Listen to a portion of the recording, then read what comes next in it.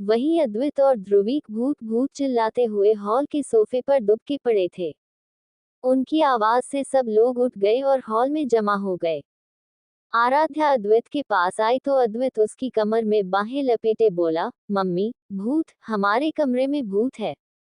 तभी प्रीतम जी बोले, नालायक, भूत भूत कुछ नहीं होता, जरूर तूने कोई सपना देखा होगा। तभी ध्रुवीक बोला, नहीं दादू, अभी सच कह रहा है, उस भूत को पहले मैंने ही तो देखा था। तब धार्य बोला, अच्छा, फिर वो ग्रंथ भी तो तुम्हारे साथ सो रहा था, वो क्यों नहीं चिल्लाया, और वो है कहाँ? तब अद्वैत और ध्रुवी के एक दूसरे को देखते हुए बोले, लगता है वो गया, टपक गया। आराध्या ने परेशानी से सब तरफ देखा। उसकी नजर आकृति पर पड़ी जो सामने खड़ी डरी हुई दांत किटकिटा रही थी। आव्या उससे बोली, अनी, अदिति कहाँ है? सब लोगों का ध्यान इस तरफ गया कि वहां पर अदिति के अलावा सब है। ग्रंथ भी उनके मुताबिक कमरे में था। तभी अक्षत बोला, मुझे पहले ही समझ जाना चाहिए था कि ये लड़की ऐसा कुछ सोच रही है। ऐसे ही तो ये छत पर अपने बाप की तरह आंखें मटका रही थी। बंदर खुद चला गया लेकिन अपना लेडी वर्जन यही छोड़ गया। बताओ, सब लोगों की नींद हराम कर दी इस लड़की ने। अद्वैत और ध्रुविक भी सारा माजरा समझ गए थे। अद्वैत जल्दी से उठते हुए बोला, चलिए सब लोग जाकर देखते हैं ग्रंथ बचा है या चल बसा 744। सब लोगों ने उसे घूर कर देखा। आराध्या दंदनाते हुए बोली, अभी मैं इस लड़की को सबक सिखाती हूँ। ऐसा कारनामा तो आज तक इसके बंदर बाप ने भी नहीं किया। आराध्या तमतमाते हुए अभी लोगों के कमरे की तरफ बढ़ रही थी, और बाकी सब भी उसके पीछे हो लिए। करणवीर जी तो अपने कमरे की तरफ बढ़ गए बड़बड़ाते हुए कि आतंकी बाप की खतरनाक औलाद। वहीं ग्रंथ और अदिति दोनों ही किसके नशे में खोए हुए थे। जैसे ही हटा, आद्या ने उसे पकड़ लिया और बोली, और भी किस करो, मुझे मजा आ रहा है। ये देखकर रुद्रांश बोला, नहीं, चलो जल्दी से बाहर चलते हैं। सब लोग उठ गए होंगे। तभी आद्या उसकी बाजू पर बंदर की तरह चिपक गई और बोली, नहीं, मुझे और करना है। शश, इतनी गर्मी क्यों है यहाँ? ऐस बड़ी ही क्यों बंद किया हुआ है? तब रुद्रांश उसे घूरते हुए बोला, क्योंकि मेरी जान अभी जनवरी की सर्दी पड़ रही है और ऐस बड़ी ही चलाकर हम ठंड से मरना नहीं चाहते। एक मिनट, लगता है कोई आ रहा है, कपड़े सही करो यार। ग्रंथ ने आनन फानन में अपने और अदिति के कपड़े सही किए, और बैट से 2 फुट दूर जाकर खड़ा हो गया। तभी आराध्या दंदनाते हुए कमरे में आई, तो अदिति उठकर बेड पर इधर उधर भागने लगी और बोली, मम्मी, देखो मारना मत, वरना मैं पापा से आपकी शिकायत कर दूंगी। आराध्या बेड के चारों तरफ घूमते हुए बोली, उतर नीचे शैतान लड़की, अपने बाप से भी 4 कदम आगे निकली। उसने तो कभी सबको एक साथ ऐसे परेशान नहीं किया, वो भी आधी रात को। तू मेरे हाथ आ जा, छोड़ूंगी नहीं तुझे। सब घर वालों को परेशान कर दिया, अभी पकड़ इस नालायक को। अद्वैत अदिति को पकड़ने आगे बढ़ा तभी ग्रंथ अदिति के बचाव में कूदते हुए बोला, आंटी, जाने दीजिए ना, वो बस मुझे डराने की कोशिश कर रही थी। लेकिन मैं डरा ही नहीं, क्योंकि मुझे पता चल गया था कि ये आटू है। आप भी देखिए कितना ज्यादा टाइम हो गया है। सब लोगों की नींद डिस्टर्ब हो रही है। आप सब जाइए, सो जाइए। आंटी, आप इसे सुबह डांट देना प्लीज, हमें सुबह कॉलेज भी जाना है। सोएंगे नहीं तो सुबह लेट हो जाएंगे। सब लोगों ने ग्रंथ को खा जाने वाली नजरों से घूरा। प्रीतम जी उसे उंगली करते हुए बोले, शादी हुई नहीं तुम्हारी और अभी से इसकी वकालत चालू हो गई। बया है, बाप जितना सपोर्टिव पति भी मिल रहा है इस महारानी को। लेकिन हम सुबह इसे नहीं छोड़ेंगे। चलो भाई, सब चलकर सो जाओ। अदिति की बजाय सब लोग ग्रंथ को घूरते हुए वहां से चले गए। आखिर में अदिति और आकृति ही वहां रह गई। अद्वैत और ध्रुवी कभी भी अदिति को घूर रहे थे। तभी अदिति ने ग्रंथ की तरफ एक फ्लाइंग किस उछाली जिससे आकृति, अद्वैत और ध्रुवी तीनों की आंखें फैल गई। वहीं ग्रंथ को अद्वैत लोगों को देखकर खांसी आ गई। वो अदिति को कमरे से बाहर धकेलते हुए बोला, जाओ अदिति, पूरी तरह डीबी वाली हरकतें मत करो, भागो इधर से। अदिति आकृति के साथ कमरे से बाहर निकल गई। ग्रंथ पीछे पलटा तो अद्वैत उससे बोला, ये क्या किया तूने? मुझे भी ऐसे ही टिप्स देता कि सीयू डार्लिंग भी ऐसी ही हरकतें करे। ग्रंथ ने पहले तो बालों में स्टाइल से हाथ घुमाया, लेकिन फिर वो अद्वैत को घूरने लगा तो अद्वैत हंसते हुए बेड पर कूद गया। ध्रुवी कभी भी उस चादर के अंदर टॉर्च जलाकर देख रहा था। कुछ देर बाद तीनों ही लटके सो गए। अगले दिन सुबह जहां सूर्यवंशी भवन में सुबह शांति से हुई, वहीं ठाकुर हवेली में सबकी आंख आदित्य के चिल्लाने से खुली। हवेली में मौजूद सब लोग आदित्य के चीखने से हैरान हो गए और तेजी से उसके कमरे की तरफ भागे। अथर्व अपने कमरे में बेड पर मस्त सोया हुआ था। आदित्य की आवाजें सुनकर उसके चेहरे पर टेढ़ी मुस्कान आ गई। वो फिर से आंखें बंद करके खर्राटे मारने लगा। वहीं सब लोग जब आदित्य के कमरे में गए तो देखा आदित्य अपने पूरे शरीर को बुरी तरह खुजली कर रहा है। आयुष उसके पास जाकर बोला, भैया क्या हुआ, आप ऐसे चिल्ला क्यों रहे थे, और ये इतना खुजली क्यों कर रहे हैं, आप ठीक तो है ना? तब आदित्य आयुष से दूर खिसकते हुए बोला, दूर रहो, वरना तुझे भी खुजली हो जाएगी। जरूर किसी घटिया इंसान ने मेरे साथ ये घटिया मजाक किया। सब लोगों ने इधर उधर देखा तो अथर्व को छोड़कर सब वहां पर थे। बस अथर्व, मीनल, रोहिणी जी और मोहन जी को छोड़कर। सबको ही अंदाजा हो गया था कि ये काम किसका है। राकेश आदित्य को दोबारा नहाने के लिए कहकर सबको बाहर आने के लिए कहने लगा। आदित्य अपना परेशान चेहरा लिए वापस बाथरूम में चला गया। आरती ने तभी नौकरानी से कमरे की सफाई करने के लिए कहा और यश के कपड़े निकालने लगी। सरोज जब रोहिणी के पास कमरे में लौटी तो रोहिणी परेशान होकर बोली, सरोज क्या हुआ है आदित्य को, वो ऐसे चिल्ला क्यों रहा था, वो ठीक तो है ना? सरोज ने एक नजर रोहिणी को देखा और अलमारी से उसके कपड़े निकालते हुए बोली, मैं आदित्य सर के साथ किसी ने बहुत गंदा मजाक किया है। किसी ने उनके कपड़ों में खुजली पाउडर डाल दिया। उन्होंने जैसे ही नहाकर कपड़े डाले तो उन्हें खुजली होने लगी, बस इसलिए वो परेशानी से चिल्ला रहे थे। बताओ अब ऐसा बेकार मजाक कौन कर सकता है उनके साथ? रोहिणी समझ गई थी कि जरूर अथर्व ने ही आदित्य को सबक सिखाया है। वो कुछ भी नहीं बोली तो सरोज उसे नहाने के लिए बाथरूम में ले गई। कुछ देर में सब लोग डाइनिंग टेबल पर आकर बैठ गए। अथर्व भी एक ग्रे सूट पहने नीचे उतर आया और मीनल जी के पीछे से जाकर उनका गाल चूम कर बोला, ये लो दादी 1 करोड़ की पप्पी। मीनल जी ने भी अथर्व के गाल को चूमा। अथर्व अपनी जगह पर आकर बैठा तभी उसने देखा आदित्य उसे खा जाने वाली गुस्से भरी नजरों से घूर रहा है। अथर्व ने उसे शैतानी स्माइल दी तभी राकेश अथर्व से बोला, तुम्हें ऐसा घटिया मजाक आदित्य के साथ नहीं करना चाहिए था तारांकन, उसे बहुत परेशानी हुई, शरीर लाल पड़ गया है उसका। सब लोग अथर्व को देखने लगे। सरोज को अब समझ में आया कि उसकी मौजूदगी में आज पहली बार ऐसा कांड घर में कैसे हुआ। वो हैरानी से अथर्व को देखे जा रही थी और सब लोग भी। तभी अथर्व आदित्य को घूरते हुए बोला, मैं इस आदमी के साथ मजाक क्यों करने लगा मिस्टर ठाकुर, है कौन ये? यही कल मुझे उंगली करने में लगा हुआ था। मैंने तो बस इसकी उंगली से इसे ही खुजली करना सिखाया है, और ये वार्निंग है मेरी, ज्यादा चूचा दोबारा इसने मेरे साथ की तो मैं इसे हवेली की छत से नीचे फेंक दूंगा। सरोज की आंखें हैरानी से फट गई। उसने आदित्य की तरफ देखा जो चुपचाप अथर्व को घूर रहा था। तभी मीनल जी अथर्व से बोली, अथर्व बेटा, शांत हो जा और नाश्ता कर, तुझे आज अपने ऑफिस भी तो जाना है ना। ये देख तेरी पसंद का नाश्ता बनाया है आज आरती ने। अथर्व ने खाने की तरफ देखा तो उसकी आंखें चमक गई। उसने खाना शुरू ही किया था तभी उसके फोन पर अदिति की कॉल आ गई। बस फिर पूरी टेबल पर अदिति और दूसरी तरफ के लोगों की ही आवाजें आ रही थी। कल रात की अदिति की शरारत का सुनकर सब लोग हैरानी से अथर्व को देख रहे थे जो हंस रहा था। तब आराध्या अथर्व को डांटते हुए बोली, बस तुमसे ऐसे दांत दिखवा लो, इस महारानी को पूरा अपनी तरह का पीस बना दिया है। सबको रात में कितना परेशान किया है इसने, ध्रुवी कितना डर गया था और अभी भी।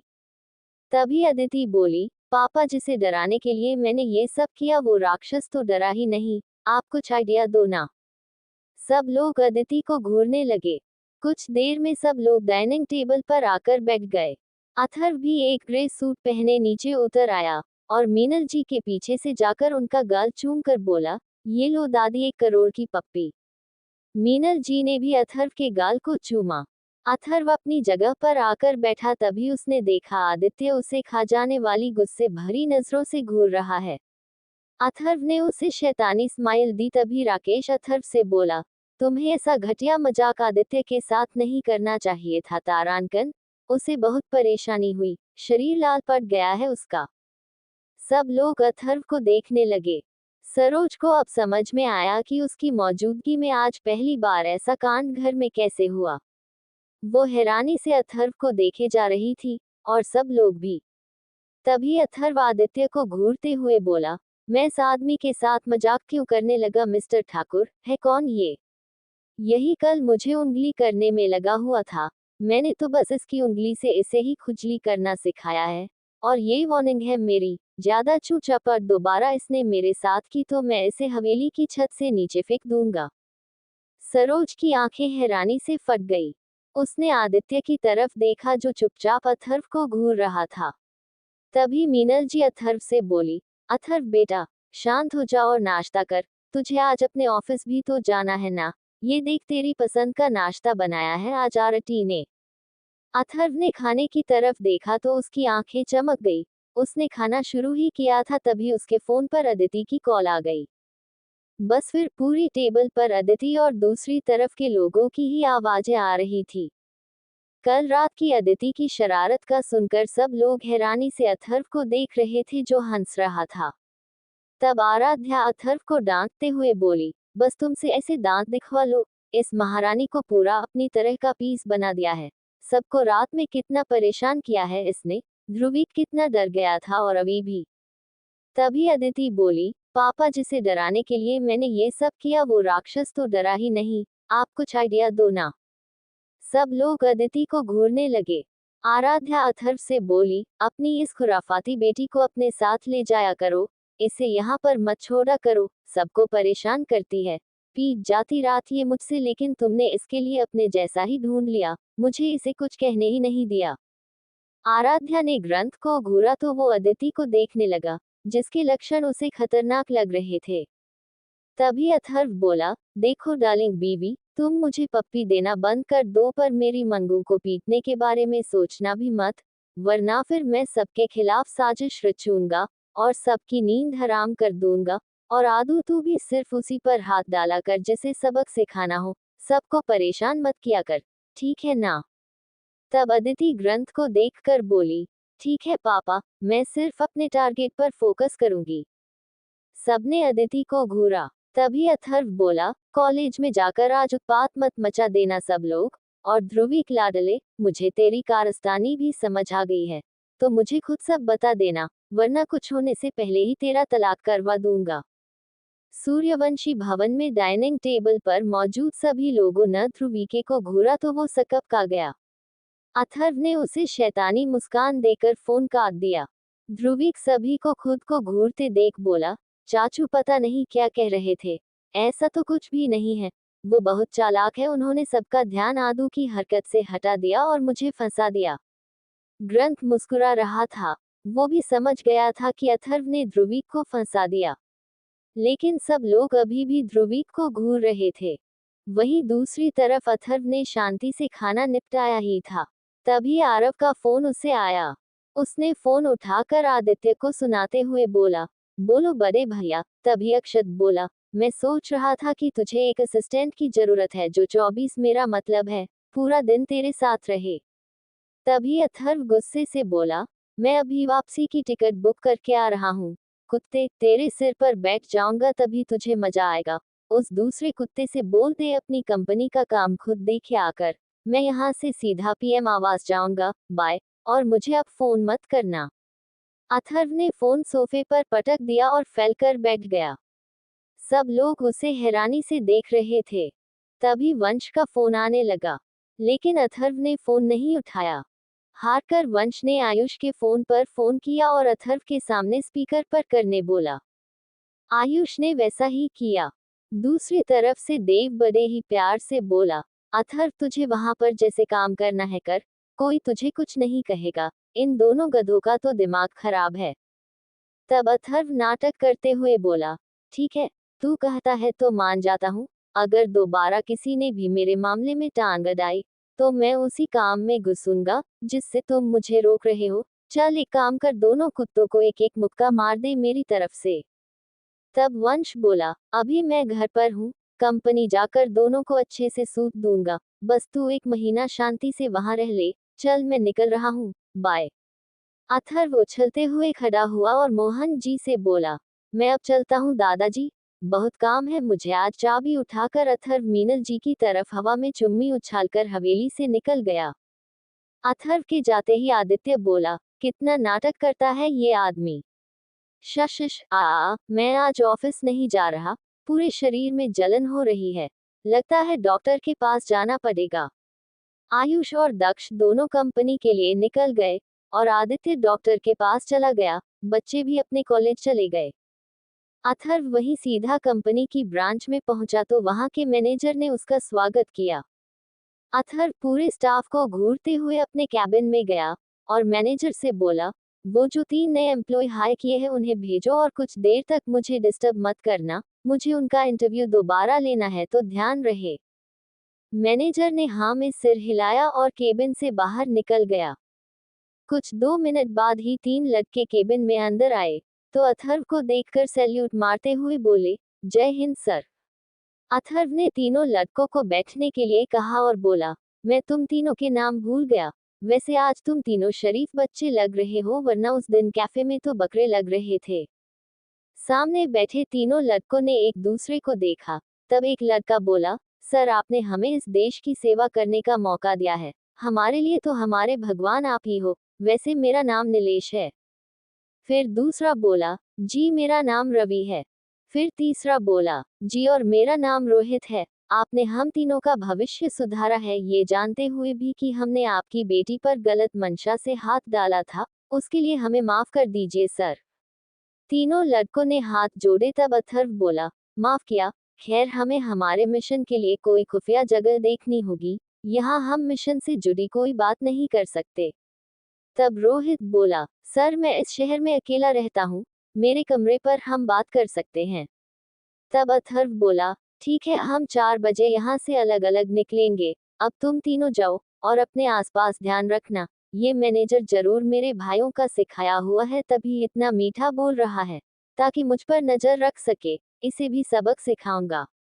तीनों लड़के वही थे जिन्होंने एक बार मॉल में अदिति पर बुरी नजर डाली थी। अथर्व को उनमें एक अच्छाई और मासूमियत दिखाई दी और भटके हुए वो लगे तो इसीलिए उन्हें सही रास्ते पर लाने की एक कोशिश की जो कामयाब भी हुई। खैर अब अथर्व को खुद एक प्लान सोचना था जिसे वो सबको उल्लू बनाते हुए पूरा करने वाला था। हवेली में दोपहर के समय आरती, ध्रुविका और रागिनी तीनों ही लंच की तैयारी कर रही थी। राधा और मीनल जीजी रोहिणी के पास गार्डन में धूप सेक रही थी। सरोज रोहिणी के हाथ की मालिश के लिए तेल लेकर आए और वहीं बैठकर मालिश करने लगी। सरोज को देखकर ही लग रहा था जैसे वो कुछ सोच रही हो, जिसे राधा ने देखा और बोली, क्या बात है सरोज, तुम इतनी गहराई से क्या सोच रही हो? तब सरोज बोली, जी मैम कुछ भी तो नहीं। तब राधा बोली, देखो सरोज, राकेश भाई साहब थोड़े सख्त मिजाज के हैं, वो तुम्हें परिवार वालों के ज्यादा करीब नहीं आने देते, उनकी कुछ निजी सोच है जिसे हम या कोई भी और बदल नहीं सकता। लेकिन वो अब यहाँ नहीं है तो तुम हम सबसे घुल मिल सकती हो, अब बताओ क्या सोच रही थी? सरोज कुछ पल शांत रही फिर बोली, मैं तो बस वो जो दिल्ली से साहब आए हैं उनके बारे में सोच रही थी कि वो कैसे हैं, मतलब आदित्य सर के साथ ऐसा मजाक करने के बाद भी उनको कैसे धमका रहे थे, जो कि उनसे उम्र में बड़े हैं और वो भी घर के सभी बड़ों लोगों के सामने, और कोई उन्हें कुछ कह भी नहीं रहा था। ये कितना अजीब है, मतलब आदित्य सर इस परिवार के कितने जरूरी स्तंभ है, एक तरह से वो ही पूरे परिवार को संभाल रहे हैं, फिर भी सुबह कोई उनके लिए कुछ नहीं बोला। सरोज की बात सुनकर रोहिणी बोली, सरोज तुम्हें शुरू से कुछ नहीं पता है, एक्चुअली कुछ चीजें हमसे और आदित्य से ऐसी हुई है जिनकी माफी हमें भगवान भी नहीं दे सकते। अथर्व तो फिर भी इंसान है, वो यहाँ आता रहता है जिससे हम उसे दूर से ही सही देख पाते हैं, हमारे लिए यही काफी है, और आदित्य भी कम नहीं है, वही अथर्व को बातें सुनाता रहता है। ऐसे में पूरा परिवार जानता था कि किसी ना किसी तरह अथर्व उसे जवाब जरूर देगा, खैर, धूप तेज हो रही है, चलो हमें अब अंदर हॉल में चलना चाहिए। राधा, आरती से कहकर अथर्व का लंच भिजवा देना प्लीज। राधा ने हाँ कहा और वहां से चली गई। सरोज भी रोहिणी की व्हील चेयर को अंदर ले जाने लगी। आदित्य हॉल में ही जा रहा था, इसलिए वो उनके पास आया और बोला, सरोज तुम दादी की मदद करो, माँ को मैं ले चलता हूँ। सरोज ने हाँ में गर्दन हिलाए और वापस बाहर गार्डन की तरफ बढ़ गई।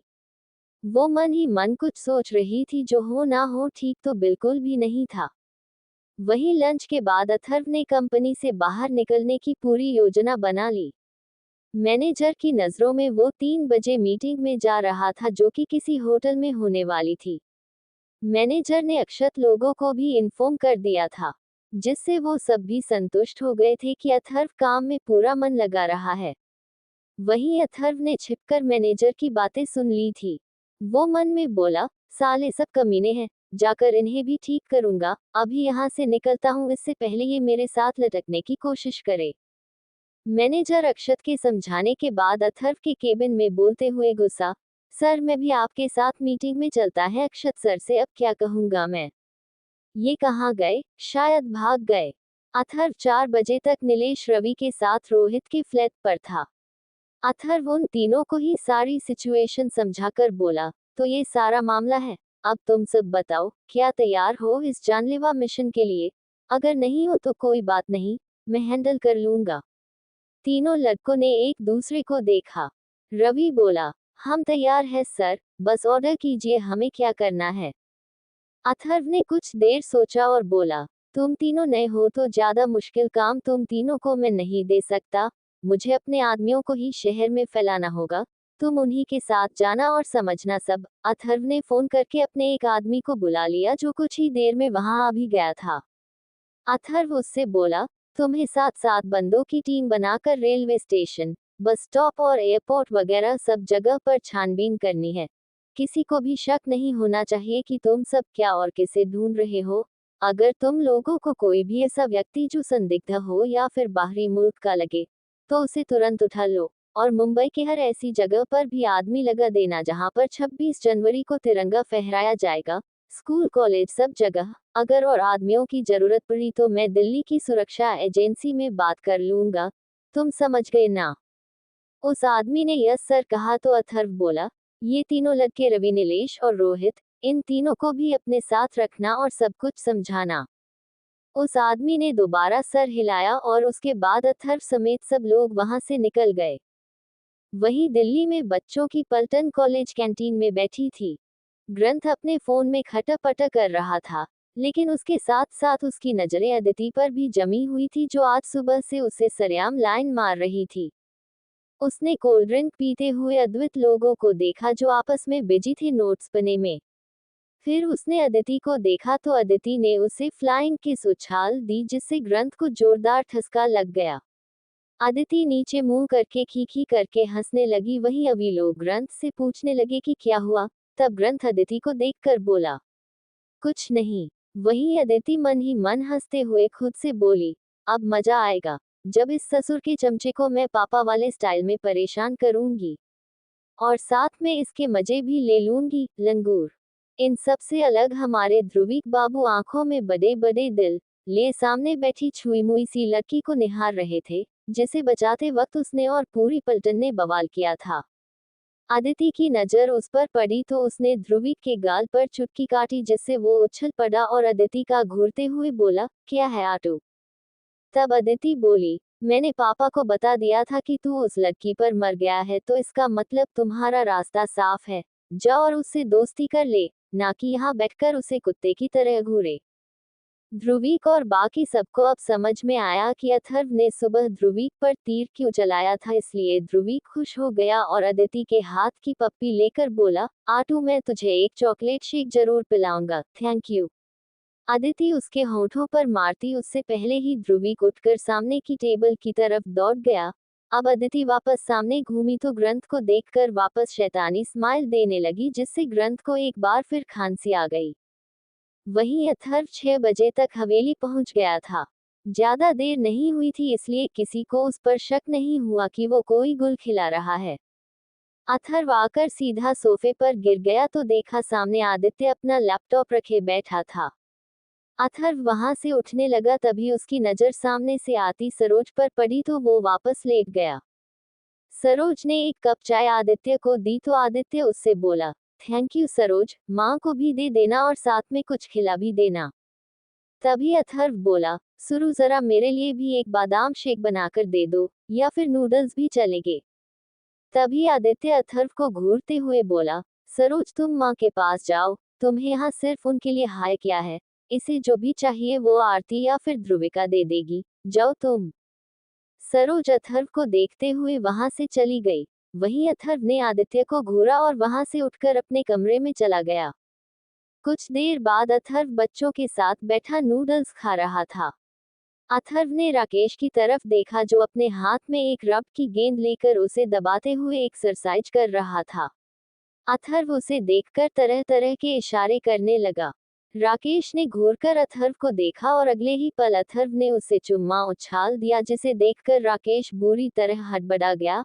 आज अथर्व ने पहली बार ऐसी हरकत उसके साथ की थी जैसे वो प्रीतम जी या फिर मीनल जी के साथ करता था, और उसकी ये छिछोरी हरकत देखकर उसे जोरदार खांसी शुरू हो गई। आदित्य ने जल्दी से राकेश को पानी पिलाया और उसकी कमर मसलते हुए बोला, पापा आप ठीक तो है ना, ऐसे अचानक इतनी खांसी क्यों हो रही है आपको। राकेश ने लंबी सांसें लेते हुए अथर्व को देखा जो नीचे सिर करके हंस रहा था।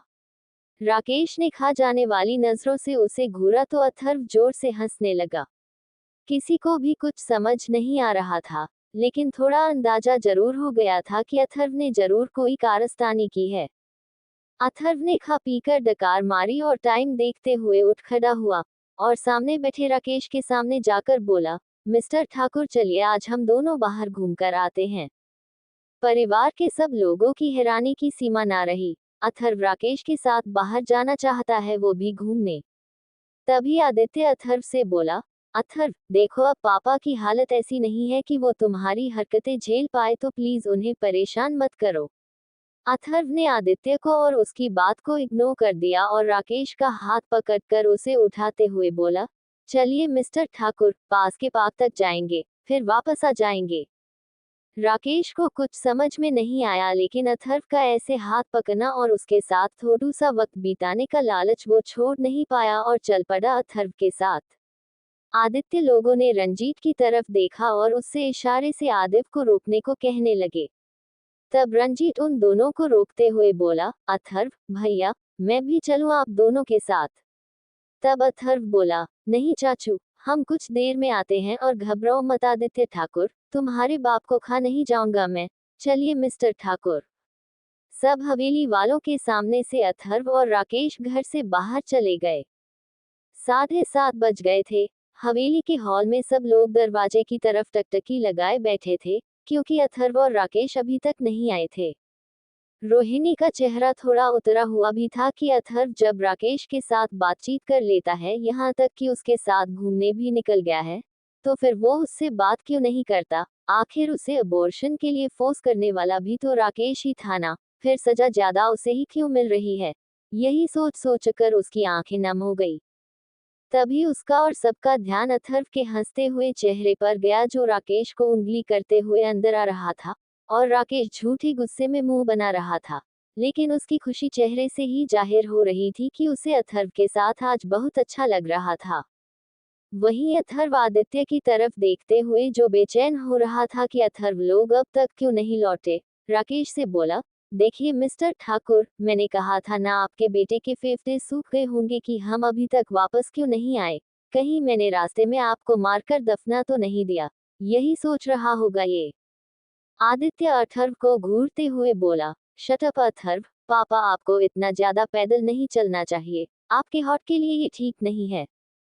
तब राकेश सोफे पर बैठते हुए बोला, हम पार्क में बैठे थे और बस आना और जाना ही किया है, इतना ज्यादा नहीं चला मैं, तो तुम टेंशन मत लो। अथर्व रंजीत की बगल में बैठ गया और कुछ हरकत करता उससे पहले ही उसका फोन बज उठा। अदिति लोगों की वीडियो कॉल आ रही थी, जिसे अथर्व ने झट से उठाया तो दूसरी तरफ से आराध्या तमतमाते हुए बोली, बंदर के बच्चे, अपनी इस औलाद को अपने साथ ले जाया करो, मुझसे अब ये टॉर्चर और बर्दाश्त नहीं होता। अथर्व खुद को बंदर के बच्चे बुलाए जाने पर हंसा। वहीं पीछे प्रीतम जी बोले, अरे बेटा, बंदर तो तेरा पति है, मैं तो बंदर का बाप हूँ। प्रीतम जी के बड़बोलेपन पर फोन के दोनों तरफ हंसी का ठहाका गूंज गया। अथर्व भी खिर खिर करके हंस रहा था। तभी आराध्या प्रीतम जी से बोली, पापा जी, आपने इनडायरेक्टली खुद को बंदर बोला है, और तुम दांत बाद में दिखाना। अभी अपनी इस आतंकी बेटी को समझा दो, पड़ोसियों को परेशान ना करे। इसने सामने वाले राय मेंशन में पाले हुए कुत्ते को खोल डाला, जिससे उस कुत्ते ने आने जाने वालों का जीना हराम कर दिया। तब अथर्व हंसते हुए बोला, तो इस कारनामे की शिकायत तुम देविका से करो, मैंने थोड़ी इसे ये सब की ट्रेनिंग दी है। खैर तुम रहने दो, देविका से मैं बात करूंगा। बड़े दिन हो गए उसने दर्शन नहीं दिए, पता तो चले कार्तिक लोगों के आस पड़ोस में शांति है या नहीं। बाय डार्लिंग, उम्मा, रात में और दूंगा, अभी इन्हीं से काम चला लो, बाय। अथर्व ने फोन काट दिया और हंसते हुए बोला, अब अपन टीवी देखेगा। सब लोग अथर्व को अजीब तरह से घूरने लगे।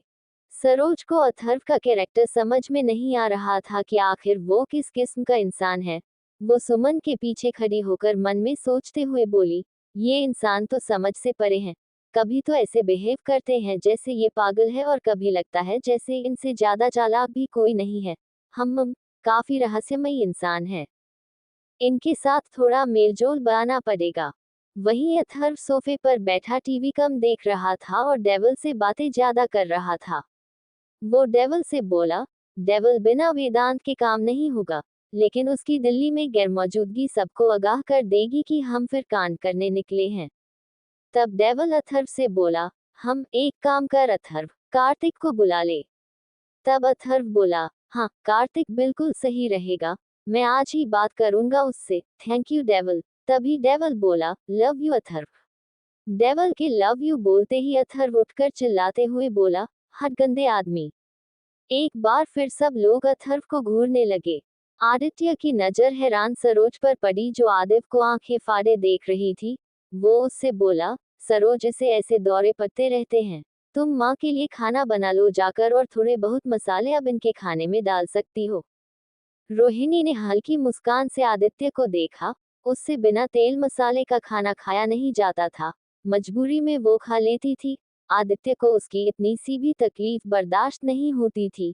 ये सोचकर वो कुछ खुश होती, तभी अथर्व गुनगुनाते हुए बोला, हाँ, थोड़ा सा जहर भी डाल देना आया हूँ। फिर धीरे से बोला, चलो डेविल, हम अपने कारनामे को अंजाम देते हैं। अथर्व हॉल से गार्डन की तरफ निकल गया। वहीं पीछे रोहिणी के चेहरे पर घोर निराशा छा गई।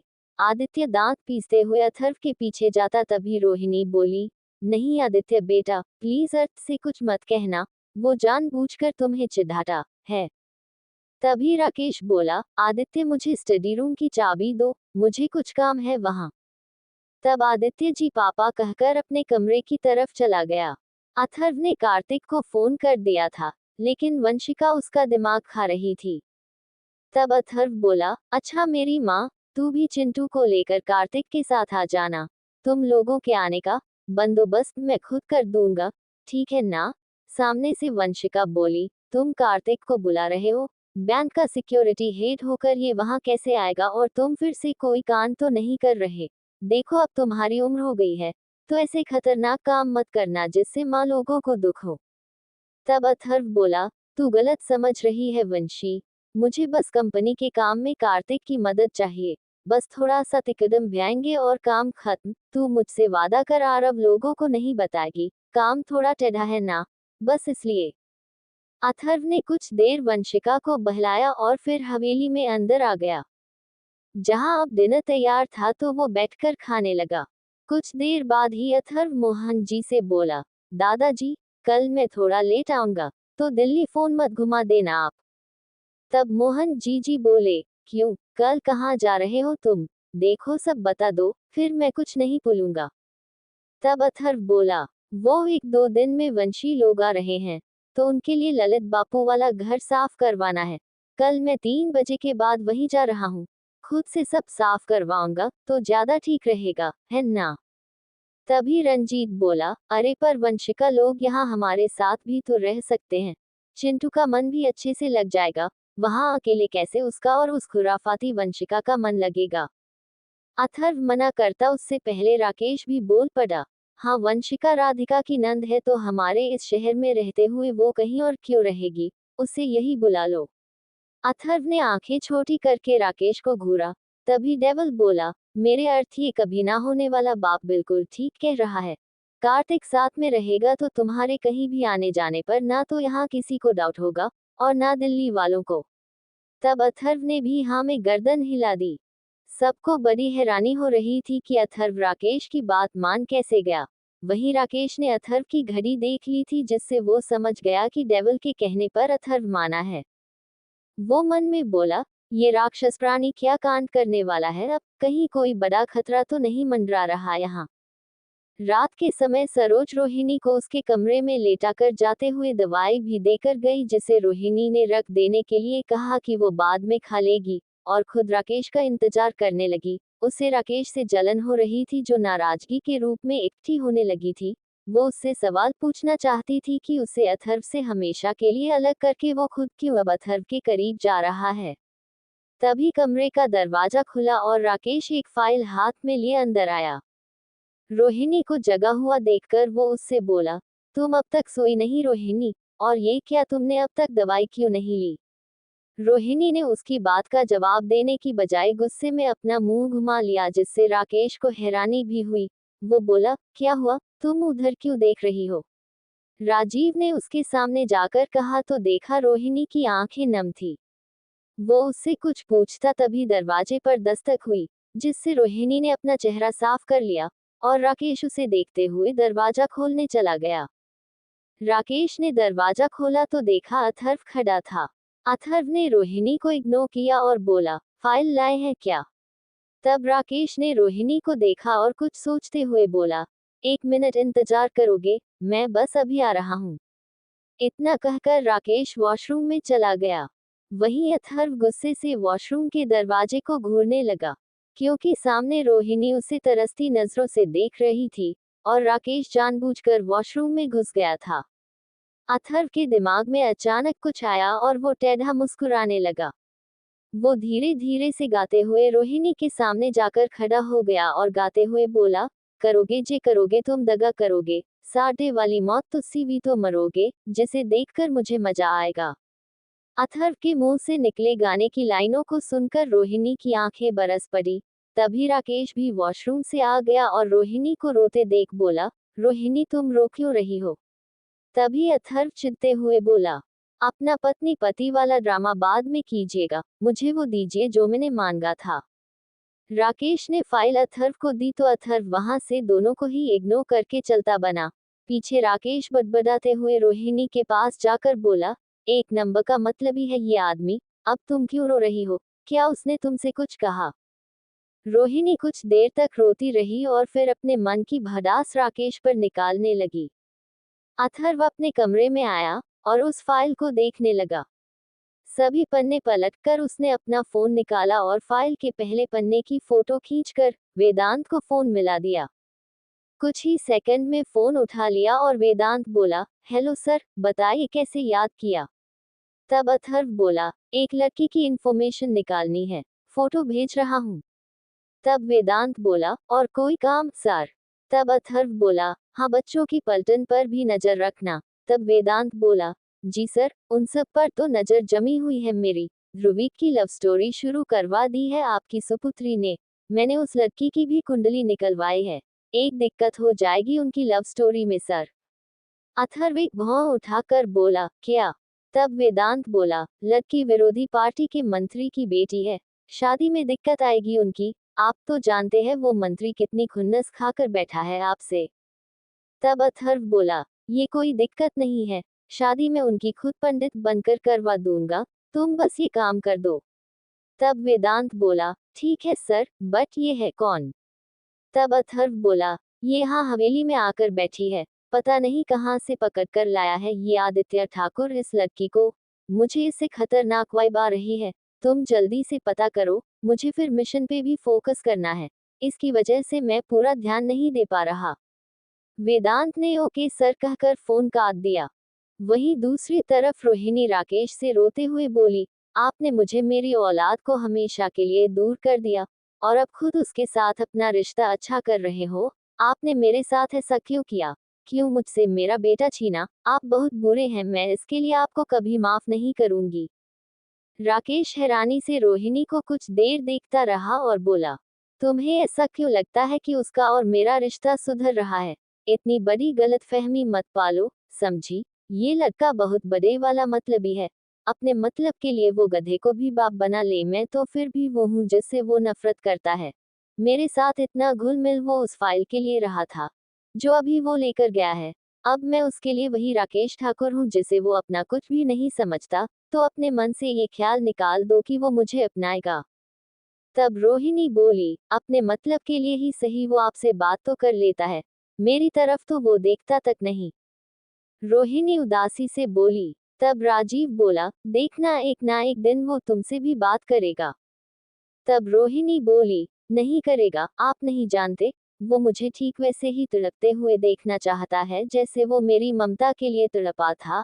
आपने बचपन में उससे गुस्से में ही सही बात तो की थी। अपना गुस्सा आप उस पर मार पीट कर और चिल्लाकर उतार लेते थे, लेकिन मैंने आपके डर से कभी उससे बात तक नहीं की। राकेश और रोहिणी अथर्वा के बचपन को याद करने लगे। वहीं दूसरी तरफ सूर्यवंशी भवन में अद्वैत आज आराध्या के पास सो गया था।